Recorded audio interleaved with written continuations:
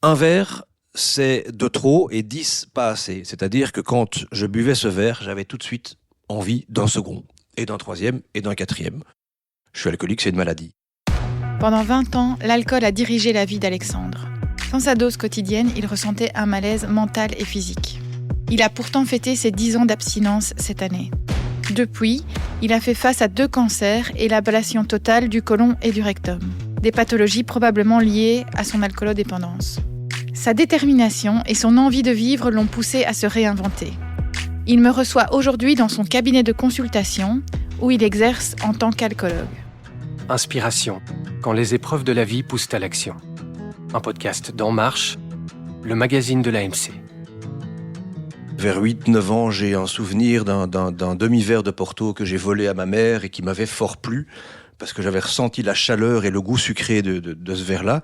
Ça, c'était une première rencontre avec l'alcool, et vers 15-16 ans, c'était des premières consommations relativement légères de 2-3 petites bières sous la Grand Place entre copains, et déjà je sentais que c'était pas mal. Il y avait du potentiel. Je veux pas dire que c'était un coup de foudre, mais c'était tout de suite un produit génial qui allait devenir inséparable des vendredis, des samedis soirs, quand je sortais avec les copains.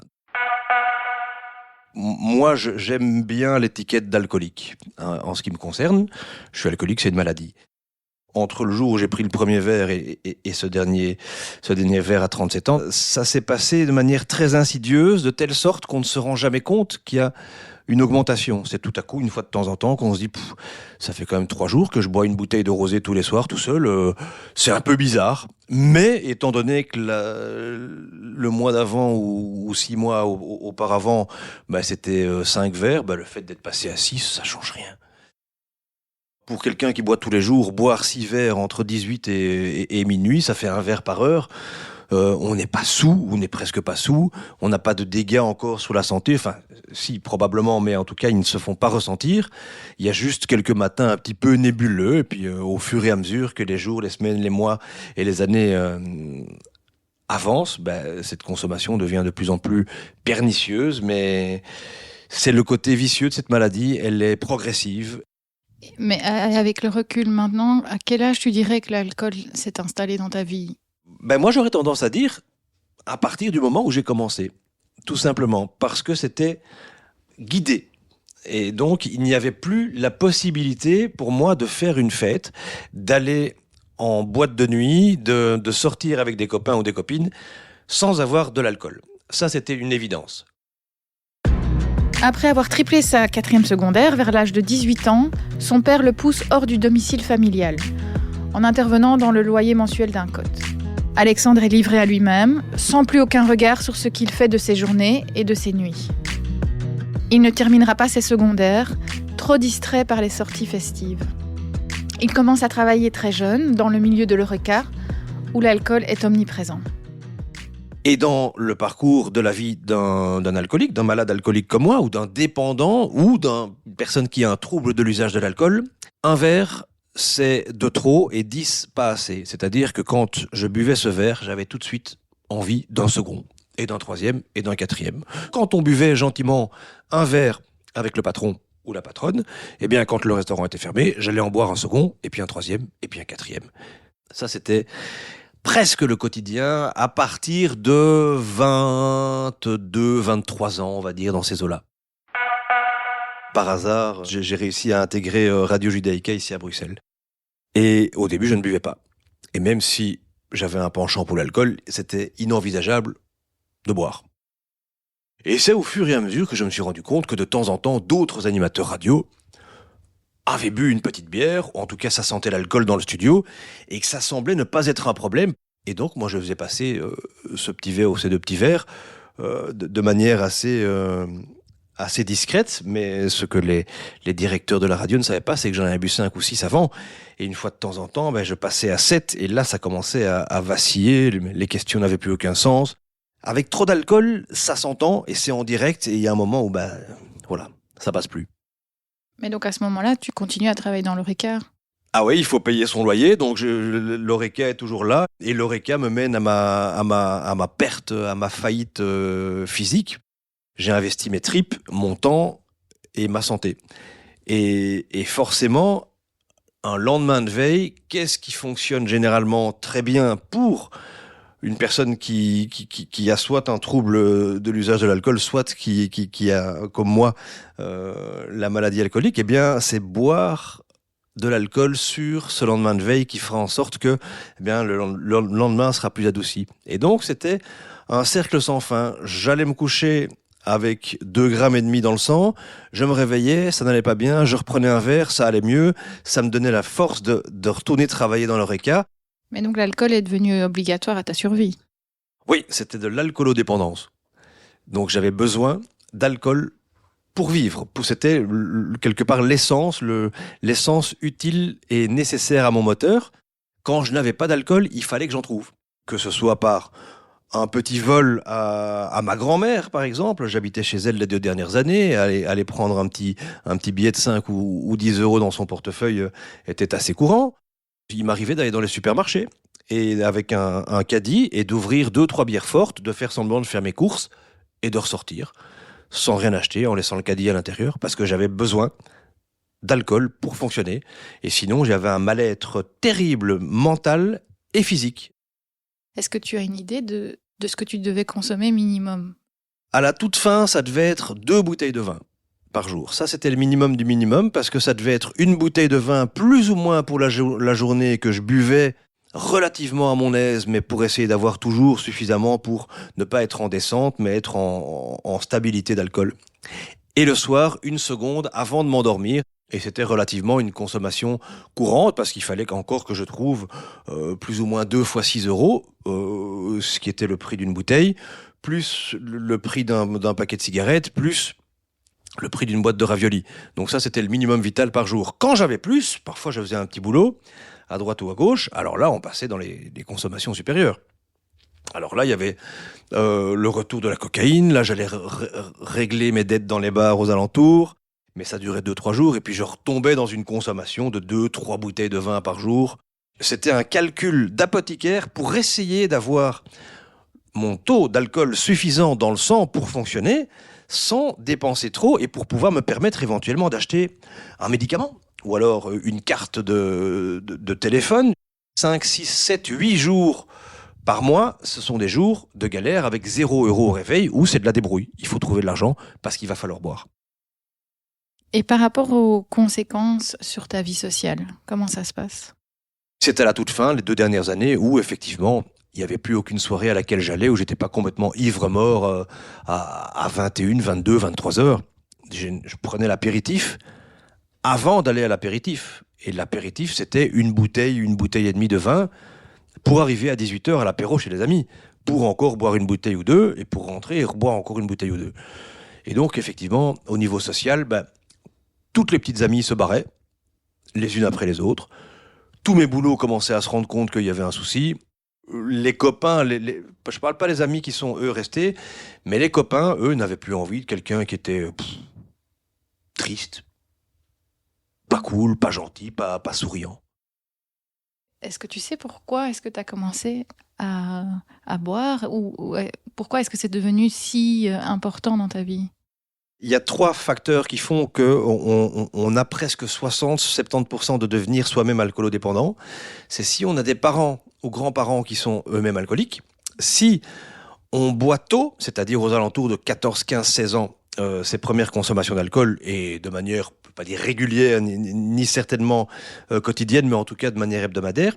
Et si on pratique le binge drinking, c'est-à-dire boire une grande quantité en peu de temps. Et moi, j'avais ces 3 facteurs-là. Je buvais quand je buvais beaucoup. J'ai commencé jeune avec les scouts et j'avais une mère alcoolique qui en est décédée, son frère qui en est décédé et mes 2 grands-pères qui en sont décédés.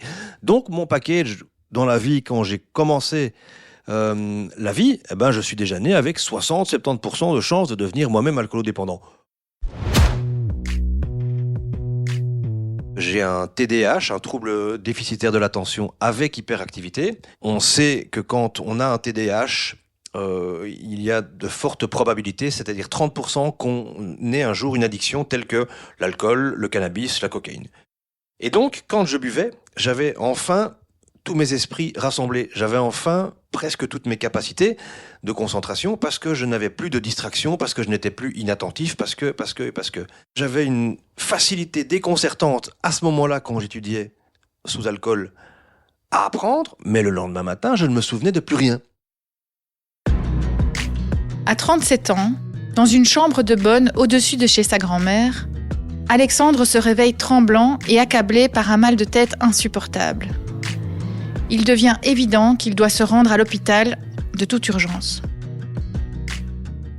Et là, chose qui n'arrivait quasiment jamais, je vois qu'il reste une demi-bouteille à portée de main et en plus un trait de cocaïne. Paf l'un, paf l'autre, pour essayer de me donner suffisamment d'énergie pour pouvoir accrocher un taxi qui me déposerait aux urgences. J'ai pris les urgences les plus proches, qui étaient de l'hôpital Saint-Pierre, et ils m'ont demandé ce que je venais faire. Et j'ai dit, je crois que je vais mourir. Et puis ils m'ont gardé, et puis là j'ai compris que j'avais un début de cirrhose, que j'avais une œsophagite, que j'avais des gamma-GT qui pétaient des scores faramineux, des marqueurs hépatiques qui étaient gigantesques. Mais Alexandre a tout perdu. Il n'a plus de CPAS, de chômage, de mutuelle. Il n'est pas en mesure de payer une facture d'hôpital. Il y reste pourtant 5 jours, le temps de son sevrage physique. Le premier soir, je suis allé au night shop rue Haute et j'ai pris une bouteille de rouge et le lendemain matin, un infirmier est arrivé. Il m'a dit « J'ai senti qu'il y avait de l'alcool, si je sens encore une fois le vin rouge ce soir, c'est dehors. » Le ton de gravité dans sa voix a fait que le soir, je ne suis plus allé reprendre une bouteille de vin rouge. J'ai compris que s'il fallait que je sois soigné, il fallait que je respecte leurs règles. J'avais pas eu beaucoup de règles dans mon enfance, mais celle-là, je l'ai intégrée. Mais donc après 5 jours, tu es sevré physiquement de l'alcool. Mais ça, c'est que le début de ton parcours. Pendant mon hospitalisation, il y a un binôme des alcooliques anonymes qui vient me trouver. Il me parle et me demande un petit peu pourquoi je suis là et je leur explique en 3-4 phrases en essayant de mentir. Ils me croient pas en souriant. Ils ont pas l'air d'avoir un rôle de gendarme, ils ont plutôt l'air d'avoir un rôle de personnes cool.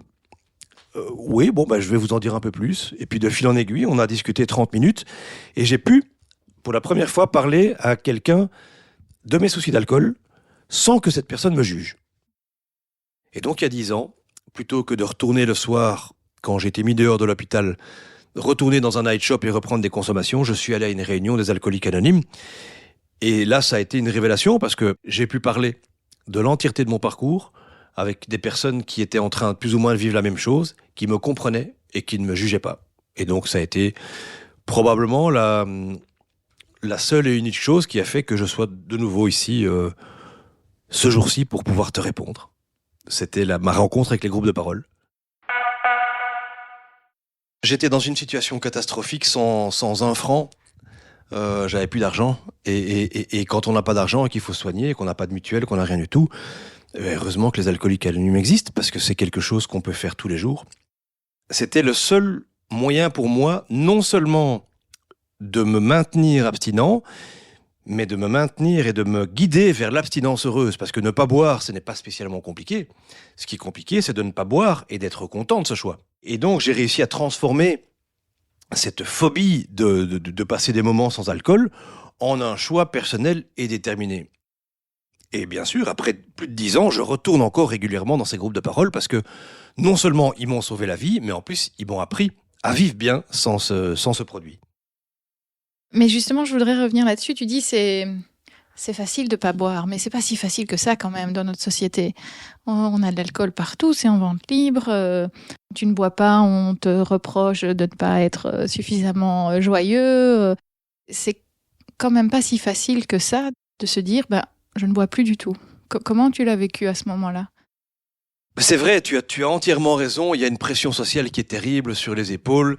Au début, on choisit entre la peste et le choléra. Moi, ça a été relativement facile parce que c'était un cas de vie ou de mort. Pour les personnes qui n'ont pas de difficultés de santé, de problèmes de santé majeurs tels que je les ai eus, c'est véritablement au début une lutte au quotidien. Moi, ça n'a pas été une lutte au quotidien, moi, ça a été une libération.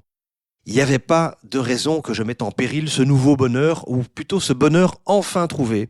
je n'allais pas le mettre en péril en allant reconsommer et en me disant « Allez, cette fois-ci, je serai plus fort que toi, cher alcool ». Non, j'ai compris qu'il était plus fort et j'ai fait amende honorable devant cet alcool. J'ai baissé les bras et j'ai dit « T'as gagné. C'est toi qui as gagné, t'es plus fort que moi. J'ai même plus envie de te défier. Je sais que tu seras toujours plus fort que moi. » Cet alcool, comme tu le disais, est omniprésent et même au supermarché. Et il faut être costaud un vendredi soir, à un barbecue, à un anniversaire, alors que tout le monde est en train de sourire et s'amuser pour dire non merci, j'ai pas envie, parce que... Tu te justifies ? Quand quelqu'un ne te connaît pas et que tu dis non merci et qu'il insiste, par exemple, qu'est-ce que tu fais ? Tu te justifies ou pas ? J'ai pas de parti pris, c'est-à-dire en fonction de la réflexion de la personne. Si c'est un inconnu qui insiste, je dis souvent non merci. Je ne bois plus, j'ai déjà bu l'équivalent de 5 vies. Très souvent, la personne comprend. Si la personne insiste encore, je dis non, je suis désolé, je suis alcoolique, je suis tombé dedans. Si je bois, dans une semaine, je crève. Aujourd'hui, quelle est ta situation professionnelle ? Eh bien, aujourd'hui, j'ai le premier métier, celui qui me passionne, qui m'attire et qui me fait vivre, c'est celui d'alcoologue. Donc j'ai réussi à reprendre des études à l'ULB sans diplôme de secondaire parce que j'officiais déjà dans ce cabinet en tant que père aidant. Un père aidant, c'est quelqu'un qui sort d'une addiction et qui aide les autres, non pas en leur donnant des conseils comme pourrait le faire un médecin, mais en parlant de sa vie et en donnant envie à la personne encore confrontée à la substance, en donner envie de suivre ce modèle. Je me suis rendu compte que j'avais quand même pas mal de lacunes, que j'avais quand même pas mal d'hésitations, que par rapport à certaines personnes, à certains patients, j'avais pas les épaules suffisamment larges. Et par hasard, une très bonne amie, Ingrid, que j'embrasse, m'a envoyé la formation interuniversitaire en alcoolologie que j'ai suivie. Et j'ai réussi à obtenir ce certificat interuniversitaire. J'en ai fait donc mon boulot en tant qu'alcoologue. Et j'ai réussi à garder aussi et à retrouver mon métier de comédien et d'animateur radio. D'être passé d'alcoolique à alcoologue, c'est une vraie victoire. Alors oui, c'est une vraie victoire parce que au début, c'est ce qui est difficile. Le pari n'était pas gagné d'avance parce que je me suis dit, aïe, il est possible que en consultation, peut-être j'ai des profils identiques aux miens, dans un déni profond, dans une non-acceptation de la maladie, dans 3 petits points. Et de temps en temps, j'en avais l'un ou l'une qui frôlait le buveur que j'étais, avec une mauvaise foi crasse, avec une annulation en dernière minute, non justifiée, avec tout ce profil que je n'aimais pas de moi. Et je me disais, si je vois ça en consultation, ça risquerait de me mettre mal, mais ça risquerait de me rapprocher du verre. Et donc, je me suis dit, qu'est-ce que je fais ? Je tente quand même ce coup. Est-ce que je tente cette direction ? Et j'ai bien fait parce qu'au fur et à mesure, ça s'est estompé plutôt que de me prendre plus de place. Finalement, je gagne ma vie avec ce qui m'aide le plus pour me maintenir abstinent, c'est-à-dire discuter avec d'autres d'alcool et d'alcoolisme. Merci en tout cas pour ta sincérité. On arrive tout au bout de mes questions. Je ne sais pas s'il y a un élément dont on n'a pas parlé que tu voudrais ajouter. Alors j'aimerais bien ajouter que à partir du moment où vous posez des questions par rapport à votre consommation d'alcool, n'hésitez pas à faire appel à un professionnel de la santé, ne fût-ce qu'à en parler à votre médecin généraliste. C'est son métier. Et ne pas hésiter à frapper à la porte de groupes de parole tels les Alcooliques Anonymes ou Vie Libre en Belgique et à vous faire aider parce que finalement, avouer ses faiblesses, c'est une force. Les sites aide-alcool.be et réseaualcool.be proposent de nombreuses ressources, une liste de spécialistes professionnels et un test de consommation d'alcool. Retrouvez également l'article « Ivre de sobriété » sur notre site enmarche.be. Si cette histoire vous a inspiré, profitez-en pour liker cet épisode et vous abonner à notre chaîne En Marche Podcast. On se retrouve le mois prochain pour une nouvelle inspiration.